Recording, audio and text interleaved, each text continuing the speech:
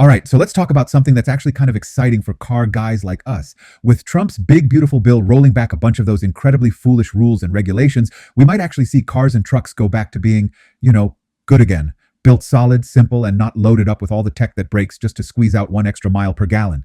You know how they forced manufacturers into all this crazy tech like cylinder shutoff, turbocharging smaller engines, start stop systems. On paper, it looked great. Look, we saved half a mile per gallon. But in real life, those things caused headaches, engines wearing out faster, lifters failing, and repairs that cost thousands of dollars. Rolling back these incredibly foolish rules and regulations means automakers don't have to design cars around government checklists anymore. They can go back to building engines that are just reliable, the kind of motors that last 200,000 miles without drama. And here's the other big win for us as consumers. When cars are built simpler, they're cheaper to keep on the road. You don't need to replace a $3,000 hybrid battery pack or deal with sensors that fail because your car was engineered for a regulation instead of for common sense. It means lower maintenance, fewer big repair bills, and more confidence when you buy used down the road. Think about trucks for a second. Back in the day, you could buy a base model work truck, vinyl floors, crank windows, reliable V8 under the hood, and it would last forever. Today, manufacturers barely make those trims, and when they do, they're still loaded with tech you don't want, all because of incredibly foolish rules and regulations and profit structures.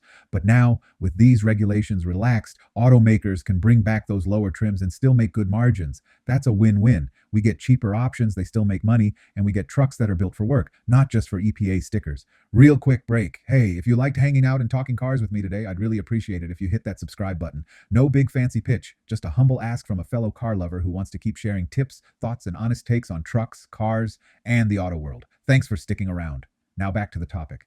Another thing, this opens the door for car makers to bring back non-turbo, naturally aspirated motors. Engines that don't need complicated cooling systems, high-pressure fuel pumps, or a turbo that's going to blow at 120,000 miles. Just good, honest, dependable engines. If you're like me, you'd rather have a tried-and-true V6 or V8 that lasts forever instead of a 2.0 turbo that's constantly under stress just to meet incredibly foolish rules and regulations.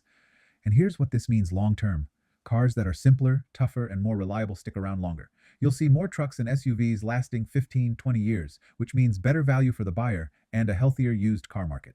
People like us won't have to stress every time the warranty runs out.